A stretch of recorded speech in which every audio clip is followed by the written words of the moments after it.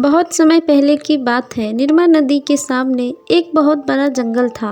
उस जंगल में जाने का कोई दूसरा छोर नहीं था। उसी जंगल में दयानंद नाम के एक साधु रहते थे। वो बड़े ही दयालु थे। यदि कोई मुसाफिर उधर से गुजरता तो साधु महाराज उससे प्रार्थना करते कि आप थोड़ी देर के लिए मेरी कुटिया में विश्राम कर लो, तब आगे बढ़ना। यात्री उनकी इस प्रार्थना को मान लेते और उनकी कुटिया में आराम भी करते। इसके बाद यात्री उन्हें आशीर्वाद देकर अपने रास्ते चले जाते। इसी तरह साधु महाराज उस जंगल से गुजरने वाले यात्रियों की सेवा करते थे। उसी जंगल में एक विष्णु नाम का डाकू रहा करता था। जंगल से गुजरने वाले यात्रियों को लूटना उसका काम था। अगर कोई यात्री उसे धन माल देने में थोड़ी भी आनाकानी करता तो विष्णु उसे मारने में भी नहीं हिचकता। उसी के डर से लोग उस जंगल से गुजरने से पहले 100 बार सोचते, और अगर कोई हिम्मत करके उस जंगल में प्रवेश कर भी जाता तो डाकू विष्णु उसे लूट लेता। इस तरह से डाकू विष्णु का आतंक आसपास के सभी गांवों में फैल चुका था।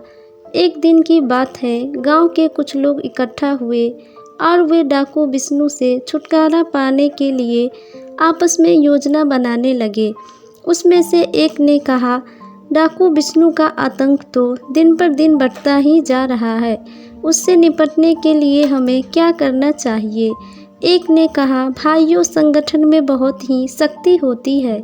यदि हम सब मिलकर उस पर धावा बोल देंगे, फिर उसकी गर्दन उड़ाकर उसे मार देंगे। विचार तो तुम्हारा ठीक है, फिर देरी किस बात की, आज ही विष्णु डाकू पर धावा बोल दिया जाए। सभी लोग हथियार लेकर जंगल की ओर चल पड़े। जंगल में पहुंचकर वे डाकू विष्णु को बुलाने लगे। कहाँ छुपा है रे, बाहर निकल। डाकू विष्णु देख, आज हमें तू लूट नहीं पाएगा। हम तेरी मौत बनकर आए हैं, आज तू हमसे नहीं बच पाएगा। यात्रियों के इंतजार में झाड़ियों में छुपे हुए विष्णु डाकू ने जब इतनी सारी लोगों को अपने विरुद्ध बोलते हुए देखा तो वो बुरी तरह से चौंक पड़ा और मन ही मन सोचने लगा, अगर मैं इस झुंड में गया तो मेरी खैर नहीं। जबकि वो लोग लगातार डाकू विष्णु को ललकार रहे थे। कहाँ है रे विष्णु, बाहर निकल। झाड़ियों में छुपा हुआ डाकू विष्णु सोचने लगा, यहाँ छुपा रहा तो वो लोग मुझे ढूंढ ही लेंगे। मुझे अपनी जान कहीं और छुपकर बचानी चाहिए। ये सोचकर वह वहाँ से उठा और दबे पांव वहाँ से भाग लिया। जल्दी ही वह साधु दयानंद के कुटिया के नज़दीक पहुँच गया। कुटिया देखकर वह सोचने लगा कि मुझे यहाँ रुकना चाहिए। जब वह दयानंद साधु के नज़दीक गया तो वह बहुत हाँफ रहा था। तो साधु ने कहा, कौन हो तुम और इस तरह से हाँफ क्यों रहे हो। विष्णु ने किसी तरह से अपनी सांसों पर काबू पाया और कहा, साधु बाबा, कुछ लोग मेरी हत्या करने के लिए जंगल में मुझे खोज रहे हैं, उनसे मेरी रक्षा कीजिए। जा तू अंदर छुप जा। विष्णु ने ऐसा ही किया और कुटिया के अंदर जाकर छुप गया। तभी विष्णु को खोजता हुआ लोगों की भीड़ कुटिया के पास आ पहुंची और साधु बाबा से पूछने लगा, बाबा, आपने इधर से एक आदमी को गुजरते हुए देखा है क्या?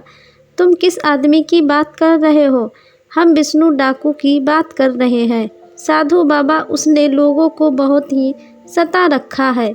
निर्दोष और निहत्थे लोगों को लूटकर वह अपना खजाना भरता है और मौका पड़ता है तो लोगों को मार भी डालता है। आज हम उसे मारने आए हैं। तुम डाकू विष्णु को क्या मारोगे? वह तो पहले ही निर्मा नदी में डूबकर मर चुका है। क्या ये आप क्या कह रहे हैं बाबा?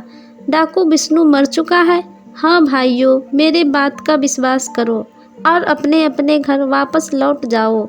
कुटिया के अंदर छुपा हुआ डाकू विष्णु ये सब बातें सुन रहा था और सोच रहा था कि आज साधु बाबा के कारण ही मेरी जान बच सकी है। लोग साधु आनंद सिंह का बहुत ही आदर करते थे। उनकी बातों पर विश्वास करके वो वहाँ से लौट गए। लोगों को वहाँ से जाने के बाद डाकू विष्णु कुटिया से बाहर आया और बाबा से कहने लगा, साधु बाबा, आपने मेरे बारे में उन लोगों से झूठ क्यों कहा कि मैं मर चुका हूँ? मैंने उनसे झूठ क्या कहा? विष्णु, तुम्हारे अंदर का डाकू मर चुका है, तभी तो तुम डर कर मेरे पास सहायता मांगने के लिए आए थे। बात तो आपकी सच है बाबा। विष्णु, लोगों को मार काट करके उनसे धन लूट कर तुम अपना लोक परलोक बिगाड़ रहे हो। इतना सब कुछ करने के बाद भी क्या तुम्हारे मन को शांति है? तुम निडर होकर अन्य लोगों की तरह जीवन गुजार सकते हो? नहीं, हर समय तुम्हें यही डर लगा रहता है कि कहीं तुम्हें कोई मार न दे। बोलो, सच है ना? हाँ बाबा। कुछ सोचकर विष्णु डाकू ने साधु अनंत सिंह से कहा, साधु महाराज, आपकी बातों ने मेरी आंखें खोल दी है। मैं भी अन्य लोगों की तरह निडर होकर जीना चाहता हूँ। आप मुझे कोई ऐसा उपाय बताइए जिसको करने से लोग मुझे भी आपकी तरह आदर सम्मान से देखें। मैं वचन देता हूँ कि आप मुझसे जो भी काम करने को कहेंगे मैं उसे करूँगा। ऐसा है? तब आओ मेरे पीछे। तब साधु आनंद सिंह पर्वत की ओर चल दिए और विष्णु उसके पीछे पीछे था। पर्वत के नज़दीक पहुंचकर साधु ने कहा, विष्णु, इन 2 पत्थरों को अपने सिर पर उठाकर पहाड़ पर मेरे पीछे पीछे चलो। ठीक है साधु बाबा। विष्णु ने ऐसा ही किया। दोनों पत्थर उठाकर अपने सिर पर रखकर साधु बाबा के पीछे पीछे चलने लगा। 2-4 कदम चलते ही वह हाँफने लगा। तब साधु महाराज ने कहा, क्या हुआ विष्णु? साधु बाबा, पत्थर बहुत ही भारी है। अच्छा ऐसा करो, एक पत्थर को फेंक दो। विष्णु ने एक पत्थर तुरंत ही फेंक दिया और साधु बाबा के पीछे पीछे चलने लगा। कुछ दूर चलने पर विष्णु ने कहा, साधु बाबा, ये अकेला पत्थर भी कम भारी नहीं है। इसे लेकर अब मैं चढ़ाई नहीं कर सकता। अच्छा ठीक है, पत्थर को नीचे फेंक दो और मेरे पीछे पीछे पहाड़ पर चढ़ो। विष्णु ने तुरंत ही दूसरा पत्थर भी फेंक दिया और साधु बाबा के पीछे पीछे पहाड़ पर चढ़ने लगा। अब वह बड़ी ही आसानी से पहाड़ की चोटी पर चढ़ने लगा। वहां पहुंचकर विष्णु ने बाबा से कहा, आप मुझे यहाँ पर क्यों लाए हैं? तुम्हें एक शिक्षा देने के लिए। देखो, अब तक तुम्हारे सिर पर लूटमार और हत्या रूपी का भारी पत्थरों का बोझ था, जो तुम्हें जनप्रदा रूपी पहाड़ पर चढ़ने नहीं देता था। इसलिए तुम एक काम करो, आज से लूट मार और हत्या करना बंद कर दो। जिन लोगों का धन तुमने आज तक लूटा है उन्हें वापस कर दो। तब जाकर तुम भी सब लोगों के प्रिय बन जाओगे। तब ही सब जगह भले आदमी के रूप में जाने जाओगे। ठीक है बाबा, मैं ऐसा ही करूँगा। परंतु मैं इस बात को नहीं जानता कि मैंने जिन जिन लोगों से धन लूटा था वो कौन थे और कहाँ के निवासी थे। तब तुम ऐसा करो कि लूटा हुआ धन गरीबों और भिक्षा मांगने वालों में बांट दो। ठीक है बाबा, मैं ऐसा ही करूँगा। विष्णु ने ऐसा ही किया। भेष बदलकर वह नगर में गया और लूटा हुआ सारा धन गरीबों और ज़रूरतमंदों में बांट दिया। धन बांटकर विष्णु जंगल में वापस दयानंद साधु के पास आया। साधु बाबा, मुझे अपनी शरण में ले लो। आज तक मैंने कोई भी अच्छी बात नहीं सीखी। मुझे अच्छी अच्छी ज्ञान भरी बातें सिखाकर मेरे जन्म को सफल कर दीजिए। साधु बाबा ने उसे अपना शिष्य बना लिया और कहा, विष्णु, जहाँ तक हो सके सदैव दूसरों का भला करो।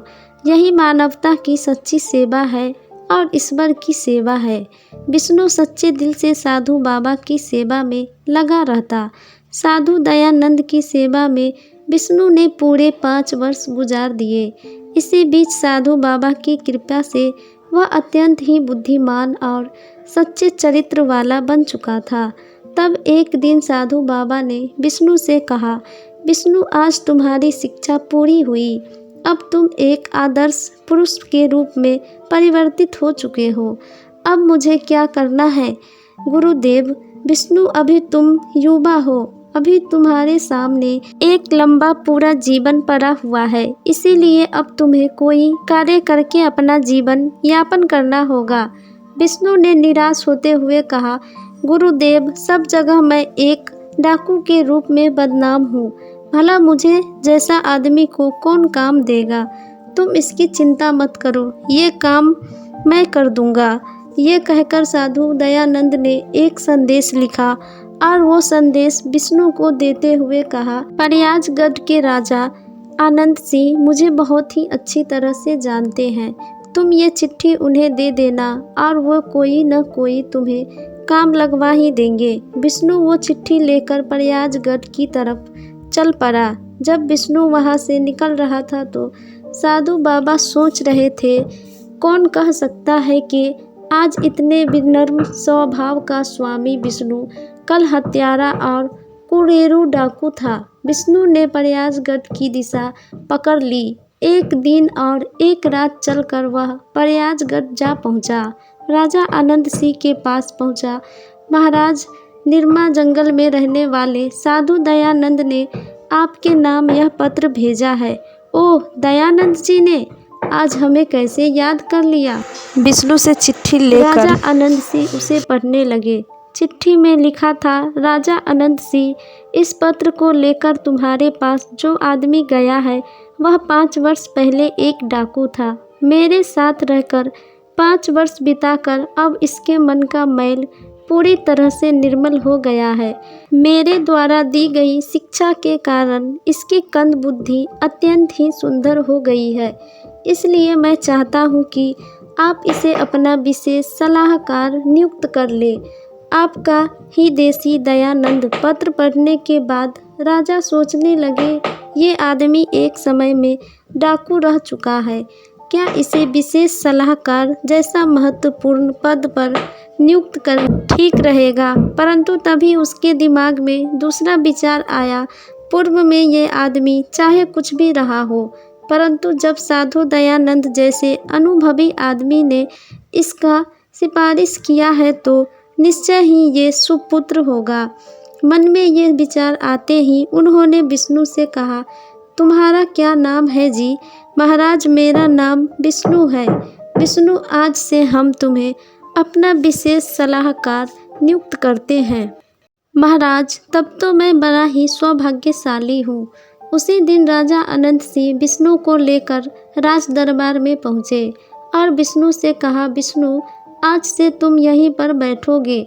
जी महाराज। विष्णु ने अपना स्थान ग्रहण किया ही था कि तभी कुछ लोग फरियाद लेकर महाराज के दरबार में उपस्थित हुए।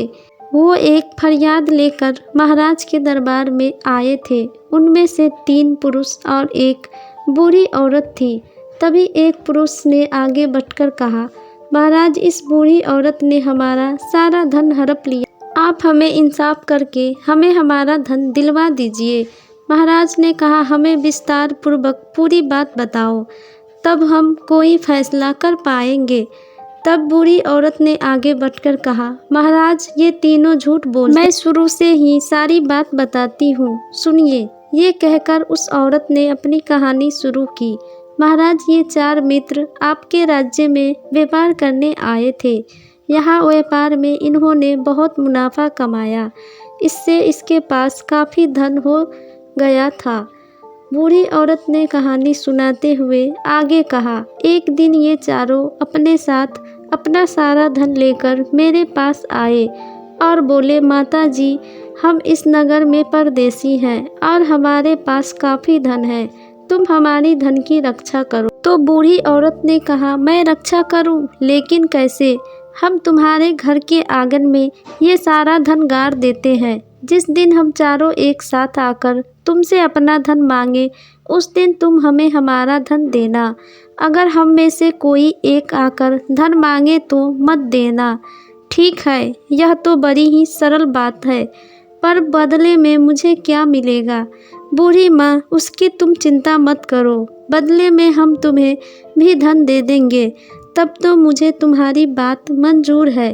तब उन चारों व्यापारियों ने बूढ़ी माँ के घर के आंगन में गड्ढा खोद दिया और धन से भरी हुई 2 बड़ी पोटलियाँ उसमें रख दी और उसके बाद गड्ढे को मिट्टी से भर दिया। फिर चारों मुझसे बोले, बूढ़ी माँ, हम हर शाम को तुम्हारे घर पर भोजन करने आया करेंगे। ठीक है, शौक से आओ बेटो। रोज शाम को वो चारों मेरे घर पर भोजन करने के लिए आते।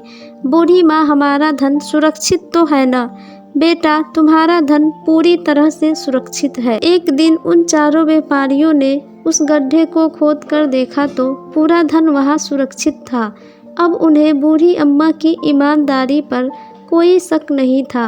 बूढ़ी अम्मा की ईमानदारी से खुश होकर उन्होंने 500 मुद्राएं बूढ़ी अम्मा को दी और कहा, बूढ़ी अम्मा, इन मुद्राओं को अपने पास रख लो, ये तुम्हारे काम आएंगे। जुग जुग जियो मेरे बेटो। परंतु इन चारों में से एक के मन में लालच आ गया था।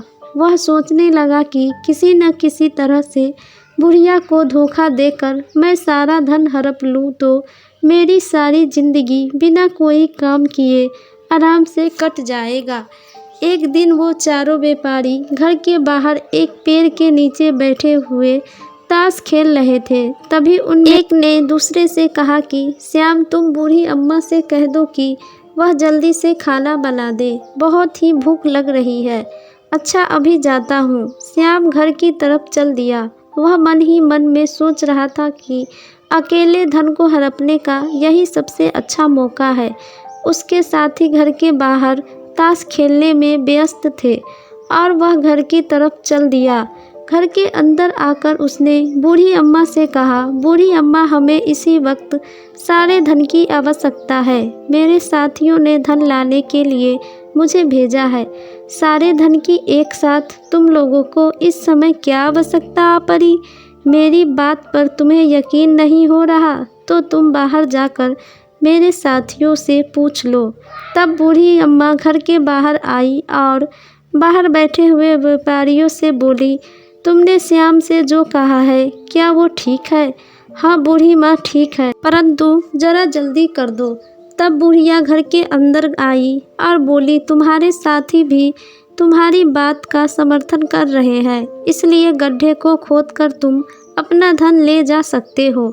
अच्छा बूढ़ी अम्मा, श्याम मन ही मन में सोच रहा था कि मेरी चाल कामयाब हो गई। श्याम फटाफट गड्ढा खोदने में जुट गया। बड़ी ही तेजी से गड्ढा खोद लिया और धन के 2 बड़े बड़े थैले निकाल कर बाहर रख दिया और बूढ़ी अम्मा से बोला, बूढ़ी अम्मा, तुम जरा एक लोटा पानी ला दो, मुझे बड़ी ही प्यास लग रही है। अभी लाई बेटा। और फिर बूढ़ी अम्मा पानी लेने चली गई। इतने में पलक झपकते ही श्याम ने दोनों धन के भरे हुए थैले उठाए और घर के पिछवाड़े में एक घोड़ा खड़ा था। उसकी पीठ पर लाद कर वह तुरंत ही वहां से फरार हो गया। दूसरी ओर उसके साथी घर के बाहर बैठे हुए ताश खेल रहे थे। वो सोचने लगे कि श्याम अभी तक वापस नहीं आया, आखिर क्या कारण हो सकता है। और वह कहने लगे, आओ चले, अब तक तो खाना बन ही गया होगा, हम घर के अंदर चलते हैं। तीनों घर के अंदर गए और बुढ़िया से कहने लगे, बूढ़ी अम्मा, खाना तैयार है ना? तुमने अब कहा है, मैं अभी झटपट बना देती हूँ। अब बनाओगी? हमने तो बहुत देर पहले ही श्याम के हाथों खाना बनवाने को कहलवाया था। क्या उसने तो मुझे नहीं कहा? नहीं कहा? श्याम तो सारा धन लेकर न जाने कहाँ चला गया। क्या? जब तीनों व्यापारी सदमे से उभरे तो कहने लगे, लेकिन तुमने उसे सारा धन क्यों दिया? मैं तो दरवाजे पर तुम लोगों से पूछने आई थी तो तुमने कह दिया था कि जल्दी करो।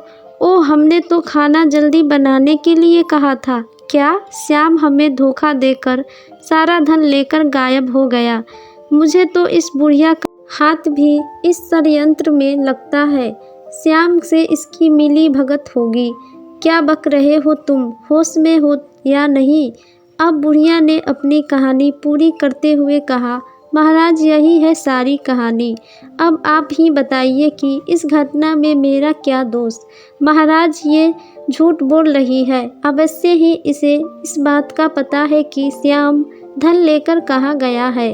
महाराज, हम पर दया करें, इससे हमारा सारा धन वापस दिलवाने की कृपा करें। महाराज सोचने लगे, ओह, बड़ा ही विचित्र झगड़ा है ये, कैसे इन लोगों का निपटारा करूं? क्यों न विष्णु से ही इस झगड़े का निपटारा करने को कहूँ। इस प्रकार विष्णु की बुद्धिमानी की परीक्षा भी हो जाएगी। ये सोचकर उन्होंने विष्णु से कहा, विष्णु, क्या तुम इन लोगों के झगड़े का निपटारा कर सकते हो? अवश्य महाराज, यदि आपकी आज्ञा हो तो। विष्णु ने बूढ़ी औरत से पूछा, बूढ़ी माँ, जब चारों व्यापारी तुम्हारे पास धन लेकर के आए थे तो उन्होंने तुमसे क्या कहा था? जी, उन्होंने कहा था कि ये सारा धन हम तुम्हारे आंगन में गाड़ देंगे। जब हम चारों एक साथ आए तभी इस धन को देना, किसी एक के मांगने पर मत देना। क्यों भाइयों, बूढ़ी माँ ने जो कहा वो सच है ना? तुम्हें क्या कुछ कहना है? हमें कुछ नहीं कहना श्रीमान। बूढ़ी माँ ने जो कहा वो बिल्कुल सच है, वो सत्य बोल रही है। लेकिन इन्होंने हम तीनों से पूछे बिना ही हमारे चौथे साथी को सारा धन दे दिया।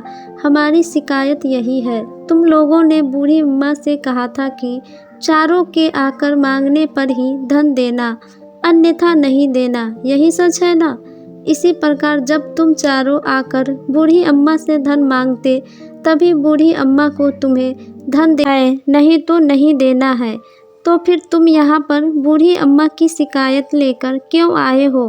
अपने चौथे साथी को लेकर आओ और तब चारों मिलकर बूढ़ी अम्मा से अपना धन मांगो।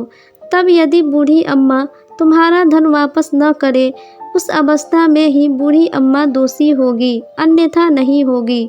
वो तीनों सोचने लगे, इस आदमी ने तो बड़ी ही चतुराई के साथ हमें हमारे ही शब्द के जाल में फंसा दिया। तब बुढ़िया ने कहा, बेटा, तुमने उचित फैसला किया है, तुम जुग जुग जियो। तीनों व्यापारी जब सिर झुकाकर वहाँ से जाने लगे तब विष्णु ने कहा, ठहरो। तीनों सहम कर जहाँ के तहाँ खड़े रह गए। विष्णु ने कहा, तुम तीनों का चरित्र दिग्ध लग रहा है। भला कोई अपनी मेहनत से कमाया हुआ धन किसी अनजान के घर में क्यों गाड़ेगा? धन के सुरक्षा के और भी कई अच्छे उपाय हैं। सच सच बताओ, तुम लोगों के पास इतना धन कहाँ से आया? श्रीमान, हमने व्यापार से ही सारा धन कमाया था। यही सच है, बिल्कुल झूठ। सच सच बता दो, वरना तुम्हारी खाल में भूसा भरवा दूंगा। श्रीमान, हम सत्य कह रहे हैं। महाराज, ये लोग ऐसे सच नहीं उगलेंगे।